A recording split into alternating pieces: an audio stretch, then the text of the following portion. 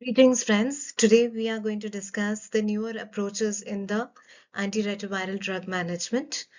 And as we all know that in the last 4 decades, there has been massive advancement in the field of HIV infection, and HIV has been converted from a sure shot death sentence to a chronic manageable illness. And still, there are many drugs which are going to be available and they are going to be much more stronger with minimal side effects. And as clinicians, it's important for us to be abreast with the latest in the field of infectious diseases. Here we are discussing the next generation molecules today. I'm Dr. Neha Gupta, infectious diseases specialist from the first batch of FNBID in India and founder of NG Swastha, which is our infectious diseases clinic in Gurugram. I'm also secretary of Clinical Infectious Diseases Society India. So this is a famous quote from my mentor, Dr. Soman sir, who would who keeps on telling us that as clinicians, it's very important to keep on constantly training ourselves to be better clinicians every day. And this is our focus today as well.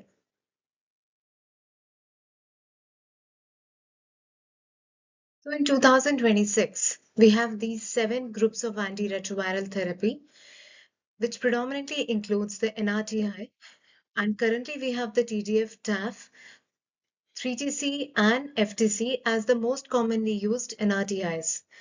The new subclass of NRTI is the NRTTI, which is the nucleoside reverse transcriptase translocation inhibitor, islatravir, and it blocks the reverse transcriptase translocation or the movement.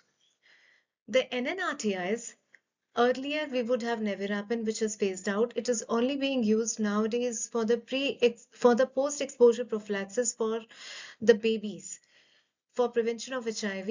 If a baby is born to a HIV positive mother and it's being given in the syrup formulation. We have efavirenz 600 and 400, but probably they will phase out soon as well.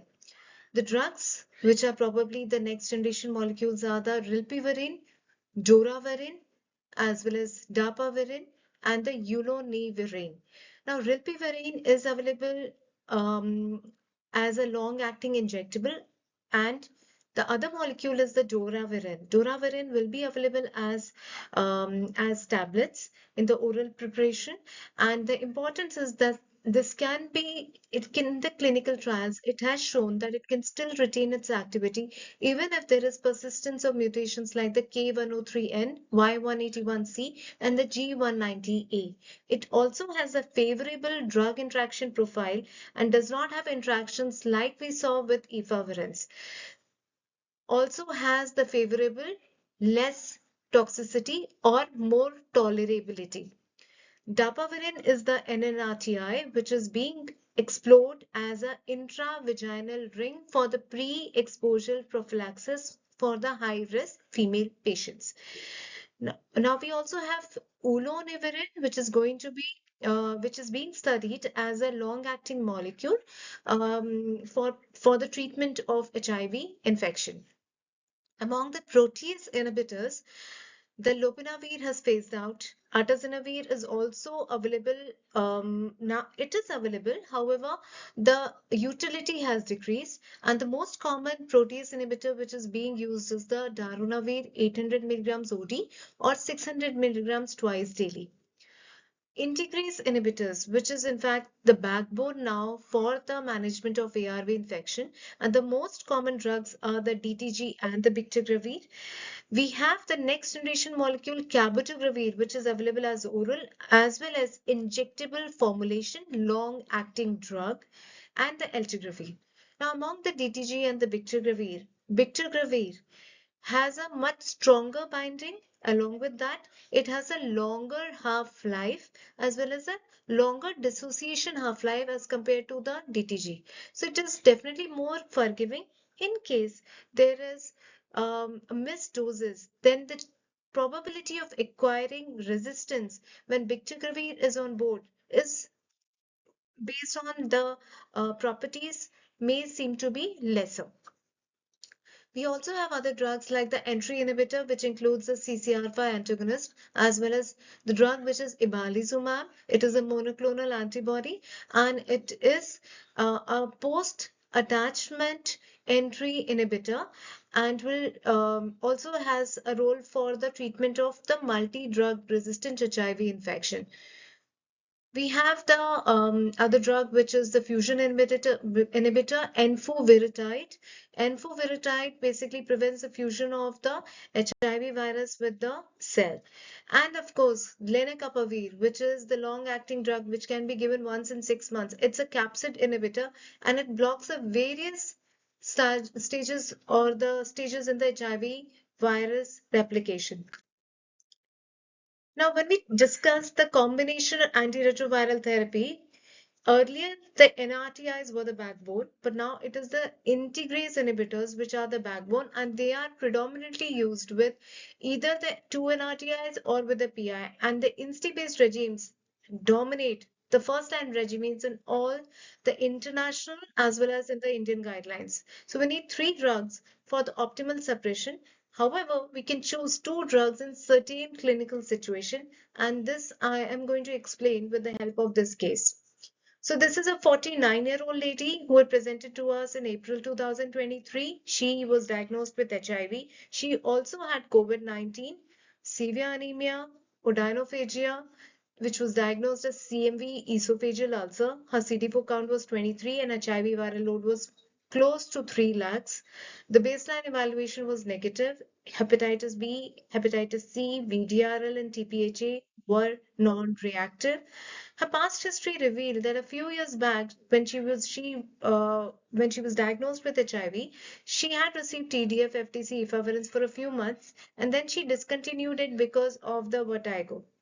Now here we had started her on CD4, we had started her on TAF, FTC, and DTG, and with this there was a very good virological response as well as the immunological response, and the CD4 improved to 198. Subsequently, we again 6 months later, when we repeated the viral load was still undetectable, and the CD4 count was close to 198.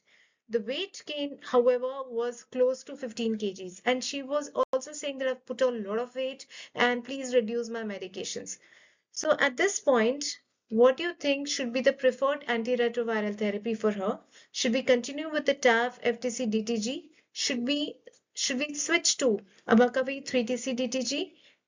Switch to TDF, FTC, DTG? Or switch to dual therapy of 3TC, DTG? So in this lady, let's look at the various options. TAF, there has been a weight gain along with the DTG, and this has been studied in the various studies as well. Now, Abacavir DTG 3TC regime, we have to go for the HLA-B57 hypersensitivity, and in the DAT study, it has been shown that Abacavir is associated with higher cardiovascular side effects. The DTG TDF FTC is associated with especially the TDF is associated with a weight suppressive effect, but chronic kidney disease and bone demineralization are the problems associated with the TDF. So, can we use the DTG3TC molecule in her and just take out the TAF? There are studies, especially we know that the SALSA, TANGO, Gemini studies have shown that there is a virological suppression maintained up till 144 weeks when dual therapy is used. So it is a highly effective treatment option in ART naive patients as well as in patients who are virologically suppressed, and it definitely maintains the suppression for a long period of time. So we switched the patient from TAF FTC DTG to DTG and 3TC. However, when we repeated after 2 months, the viral load from being undetectable had increased to 26,000 copies. So we were wondering that why has this happened, and what could be the reason? So going back to the history, the patient has had a history of prior antiretroviral exposure and she had received TDF-FTC efavirenz for a few months and discontinued it. So, with this history, there is a possibility that she was not adherent to the regime and there may be presence of mutations in the HIV. So it may be a HIV resistant virus, which is which was earlier being controlled with the three drugs, but now with the two drugs of DTG and 3TC, there is a replication of the resistant HIV virus. And that's why we shifted her to DTG along with darunavir, boosted darunavir, and genotype resistance testing was offered. So when the genotype resistance testing was available to us, it definitely showed that there is this M184V mutation which conferred high level resistance to lamivudine. So in the two drug therapy, we have the DTG and the 3TC, and 3TC was not working. It had acquired high level resistance because of these mutations. So we have the M184V mutation, A62V, and the K65R, which confers resistance to the tenofovir, which had shown intermediate resistance. So TDF was intermediate, and that is why, even though there is some mutations, it was still holding on. It was still having its activity against a resistant virus. So as three drugs, there was DTG, 3TC, and TDF, or the TAF, was controlling or preventing the virus from replicating. But once the TAF was removed, the viral replication could not be controlled by the two drugs. Now coming to the, as there was history of efavirenz in the past, the patient had NNRTI mutations and which were the K101E, Y181C and the G190A, and it conferred resistance to efavirenz, and it was not just to efavirenz, it conferred resistance to all the other NNRTIs like the rilpivirine as well as the duravirin. So although doravirine definitely has a very favorable resistance, like it can work even if there are resistance mutations present, but it's very important that in a patient who has had a prior ARV exposure with the NNRTIs, we must ideally make sure that there is no NNRTI mutation before we choose or use the NNRTIs again. As expected, since there was no exposure to the protease inhibitors, all there were no resistant mutations detected, and the integrase strand transfer inhibitors were also, that is the DTG as well as the bictegravir, were all susceptible. So the clinical trials have definitely demonstrated, the RCTs have demonstrated the efficacy of the two drugs. But there's also some data which suggests that the RCT and the real world studies sometimes don't match always. So this is one of the studies which was presented by Dr. Paul Sachs in the ID week, and this was the experience related to time to virological failure once there was a switch to the two drug therapy. And in this observational analysis, the risk of virological failure was higher with the two drugs as compared to the three drug regimes after adjusting the baseline characteristics. So in an unadjusted analysis, it was seen that there's not much of difference in the time to virological failures. However, when it was all the characteristics were adjusted, then it definitely showed that the two drug were associated with higher risk of failure as compared to the three drug therapy.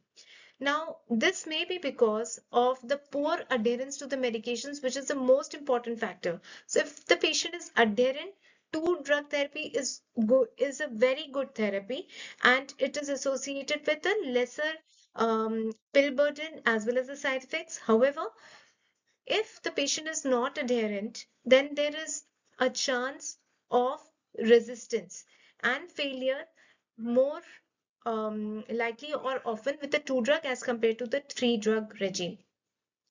And the second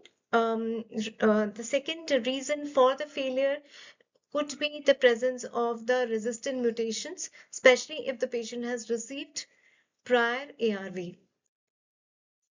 So that is why the DHHS guidelines have had recommended the use of DTG3TC in individuals. However, it should not be used in individuals with a high HIV RNA at baseline of more than 5 lakhs associated with a chronic HBV infection and in whom the genotype resistance testing are yet not available.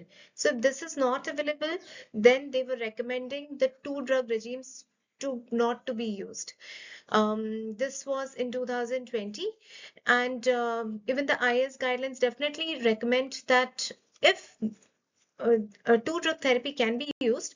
However, it should not be used in patients with a high viral load with chronic HBV infection or where we don't have the availability of the genotype resistance testing. Now, of course, if this has evolved further, and there was also a consideration whether two drug regime is a good therapy for people with HIV who have significant brain involvement. Like the hand is a very, very prominent manifestation in case of HIV infections, and blood-brain barrier is also limits the penetration of the antiretroviral therapy. So with the two drug therapy, sometimes especially there can be a concern if in case of anatomical sites like the CNS, lymphoid tissue, genital tissues, where the ART as well as the viral dynamics may be completely different from the systemic compartment, and sometimes a suboptimal antiretroviral therapy may result in persistent viral replication in these sites. However, there was the study, the DOLAM study, which showed that the plasma as well as CSF virological suppression was maintained at 48 weeks with the two drug regime of DTG and 3TC. So it is a good regime, but in selected population of patients. And that's why the current 2025 guidelines, they are mentioning TAF FTC Bictegravir as the A1 recommendation, then DTG FTC, TAF FTC DTG as again one of the preferred regimes, and we also have the evidence-based rating of A3 for the DTG and 3TC. Similarly, the European guidelines as well as the DHHS also mention the utility of the three drugs as well as the two drugs in certain clinical situations.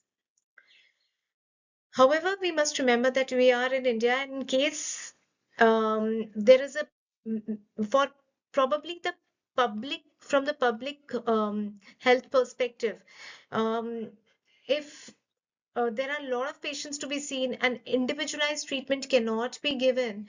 So that's why giving a completely blanket treatment of two drugs may not be a very wise decision.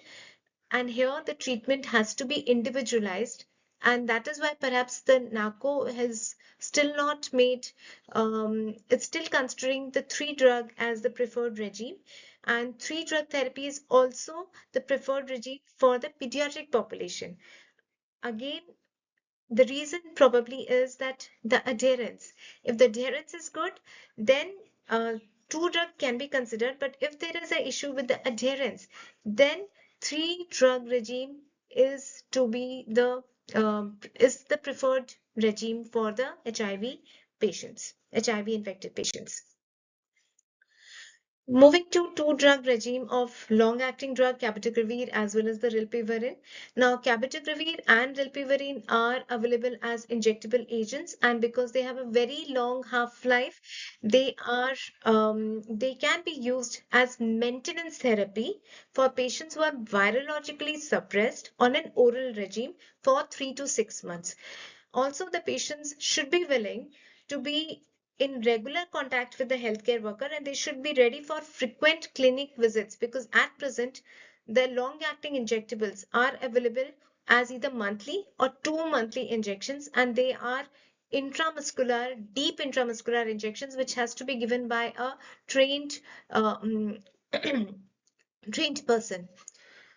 In case there is a prior resistance to INSTI or to the NNRTI, then these drugs are not to be used. Any prior virological failure, these are contraindications for the use of long-acting cabotegravir or rilpivirine. And since these do not have activity against the hepatitis B, again, chronic HPV infection, either active or occult, are the contraindications. Now, there's definite data which is emerging that these drugs perhaps can also be used even if there is viremia. But of course, we need more clinical data as well as studies on the regarding the same. So cabotegravir and rilpivirine, the main indication is in the maintenance therapy of the HIV treatment. They are given as initial loading dose and then subsequently can be given 4 weekly or 8 weekly. The key clinical trials are the Latitude, FLAIR, and the Atlas study, which have shown non-inferiority to oral antiretroviral therapy, and they've shown 93% viral suppression, which has been maintained with the long-acting drugs. We had the Atlas 2M study, which showed that the long-acting drugs, which were initially tested only for 4 weekly injections, they can also be given every 8 weekly, and this was found to be non-inferior. These are FDA approved agents from the last 4-5 years now. Another long-acting drug is the lenacapavir, which is a capsid inhibitor, and it's a very promising treatment option for the MDR HIV infection.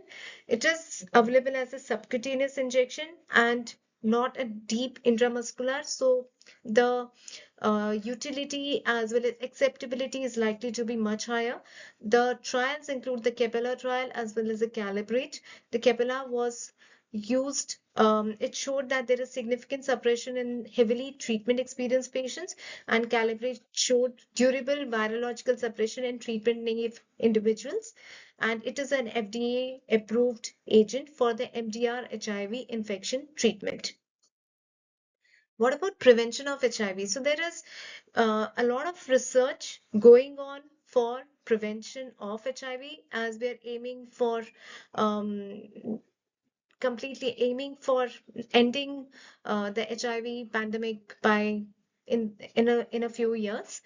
So the long-acting drugs include the intravaginal ring of the dapavirin, and we have studies like the Aspire, Ring study, Hope, and Dream study, which has shown that it is promising in the high-risk individuals. However, it's important to note that the success rate is only 50%. So there is still a 50% chance of acquiring HIV infection with the intravaginal ring dapavirin. The other long-acting injectables which can be used for prevention are the cabotegravir as well as the lenacapavir. And cabotegravir, as we know, can be taken every month or every 2 months, whereas lenacapavir is every 6 months, and perhaps there is more data that it can be probably used even once in a year as well. Now coming to this implant for islatravir. So this was considered as a very big hope for prevention of HIV infection. However, the monthly islatravir usage for prevention of HIV as well as the implant for of islatravir for prevention seems to have met the end of road because of the safety concerns. There have been concerns related to the CD4 decline, and that's why all clinical trials related to islatravir have been paused. The other next generation molecules which we need to watch out for are the combination of dolutegravir with rilpivirine, because of course with DTG, TAF, there is a concern of the metabolic side effects. So that's why to negate that, this particular combination is being studied, and the landmark clinical trial is the SWORD 1 and 2, where it showed that there was a virological suppression of 95% achieved by week 48, and it is a daily therapy. Then we have another NNRTI, which is the doravirine, along with islatravir. Islatravir is the NRTTI. These are again switch options as oral daily therapy, and they have been shown to maintain the virological suppression, and it seemed to be not inferior to the TAF FTC DTG combination, and even as the baseline ART. So this is a promising option as well, and probably it will again not have the side effects related to the metabolic toxicity of the DTG and the TAF. Another molecule, next gen molecule, is the lenacapavir and bictegravir, which is being studied as a daily therapy. So it's again has shown good promising results, but the promising agents and probably the ones which can change the way we treat HIV infection are the long-acting agents orally, and these include the once weekly lenacapavir and islatravir, and once weekly ulonivirine along with islatravir. And these are the next generation molecules which we need to watch out for in the future. And definitely the landscape of HIV treatment seems to be very exciting and promising and full of hope. So, as I am a firm believer of this quote that what doesn't kill you makes you stronger, we need to always keep this in mind when we are dealing with infectious diseases and choose our agents judiciously and with responsibility. And with this, I hope all of you are very healthy, happy life. And I hope we can empower you to overcome your infections and lead a healthy life. Thank you so much.